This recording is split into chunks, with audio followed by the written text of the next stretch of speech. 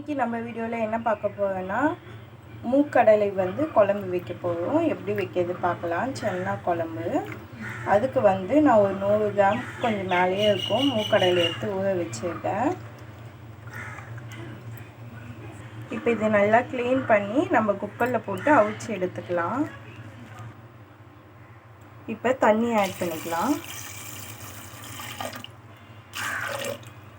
தண்ணி ஆட் பண்ணியாச்சு. எந்த அளவுக்குனா மூக்கடலைக்கு கொஞ்சம் மேலே இருந்தால் போட்டு தண்ணி ஆட் பண்ணியாச்சு. இப்போ விசில் போட்டுக்கலாம். குக்கர் மூடிட்டு அடுப்பு பற்ற வச்சாச்சு. விசில் போட்டாச்சு. இப்போது 2 விசில் வந்தோடனே நம்ம ஆஃப் பண்ணி எடுத்துக்கலாம். வந்துச்சு, இறக்கி வச்சாச்சு. இப்போ நம்ம கடாய் வச்சு கடாய் வச்சாச்சு. இப்போ அடுப்பு பற்ற வச்சுக்கலாம். கடாய் வச்சு அடுப்பு பற்ற வச்சாச்சு. இப்போ வந்து எண்ணெய் சேர்த்துக்கலாம். ஆயில் விட்டாச்சு.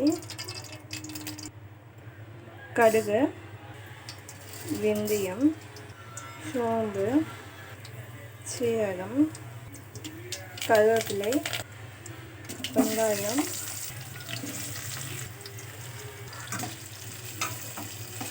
வெங்காயம் நல்லா வதங்கட்டும். வெங்காயம் வந்து பெரிய வெங்காயம்னா 2 வெங்காயம் போட்டுக்கோங்க. சின்ன வெங்காயம்னா 3 வெங்காயம் போட்டுக்கோங்க. பூண்டு,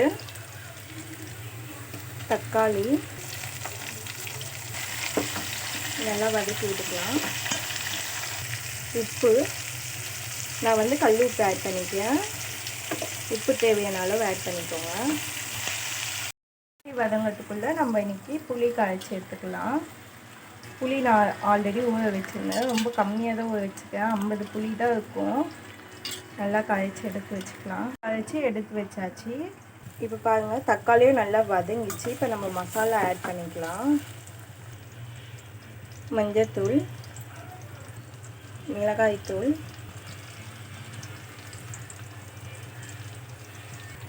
சென்னா மசாலா. மிளகாய்த்தூள் வந்து உங்களுக்கு காரம் எந்த அளவுக்கு தேவையோ அந்த அளவுக்கு போட்டுக்கோங்க. இப்போ மசாலா எல்லாமே ஆட் பண்ணியாச்சு. நல்லா வதக்கி விட்டுக்கலாம். இப்போ நம்ம குக்கரில் சுண்டல் அவிச்சோம்னா அதை எடுத்துக்கலாம். விசில் எடுத்துட்டு இப்போ இந்த சுண்டலை வந்து நம்ம ஆட் பண்ணிக்கலாம். இது தண்ணியோடு ஆட் பண்ணுறதா இருந்தாலும் நீங்கள் ஆட் பண்ணிக்கலாம். நான் தண்ணி எப்போவுமே வடிகட்டிடுவேன். ஏன்னா பசங்களுக்கு வந்து ஊற்றி கொடுப்போம். தண்ணி வந்து தனியாக நம்ம இதை வடித்து குடிக்கிறது ரொம்ப ஹெல்த்தி.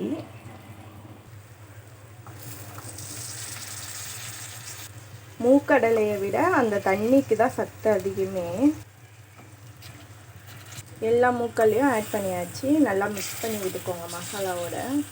டைரெக்டாக நம்ம இப்போ புளி கரைச்சோம்ல அந்த தண்ணியை ஆட் பண்ணிக்கலாம். கொதி வரட்டும். நம்ம ஒரு தட்டு போட்டு மூடி வச்சிடலாம். இப்போது தேங்காய் வந்து நான் சின்ன சின்ன பதையாக கட் பண்ணி வச்சுருக்கேன். இப்போ இதை வந்து மிக்சியில் போட்டு அரைச்சிக்கலாம். நல்லா வாஷ் பண்ணி எடுத்துகிட்டு மிக்சி ஜாரில் மாற்றியாச்சு. இப்போ கொஞ்சமாக தண்ணி ஆட் பண்ணி நம்ம அரைச்சி எடுத்துக்கலாம். தேங்காய் அரைச்சி எடுத்தாச்சு. தேங்காய் அரைக்கும் போது தண்ணி வந்து நம்ம மொத்தமாக விடக்கூடாது. கொஞ்சம் கொஞ்சமாக விடணும். அப்போ தான் தேங்காய் அந்த மாதிரி நல்லா மசியாக இருக்கும். இப்போ குழம்பு கொதிச்சிச்சா பார்க்கலாம். நல்லா கொதிக்குது குழம்பு. இப்போ நம்ம தேங்காய் வந்து ஆட் பண்ணிடலாம். நான் வந்து 1/2 மூடி தேங்காய் எடுத்துப்பேன். அப்போ தான் வந்து குழம்பு நல்லா திக்காக இருக்கும், டேஸ்ட்டும் இருக்கும். சென்னா குழம்புக்கு வந்து நம்ம வந்து தேங்காய் நிறைய போட்டால் தான் நல்லாயிருக்கும். கொஞ்சமாக ஜாரில் வந்து தண்ணி ஆட் பண்ணி ஜார் நல்லா அதிலே வந்து வாஷ் பண்ணி ஊற்றிடலாம்.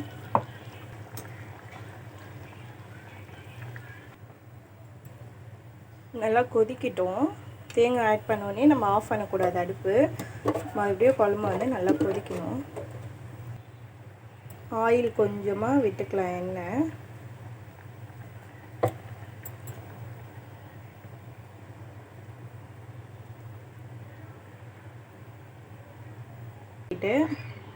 குழம்பு நல்லா திக்காக இருக்குது. இது போக வந்து இப்போ ஆறின பிறகு பார்த்தீங்கன்னா இன்னும் கொஞ்சம் திக்காகும்.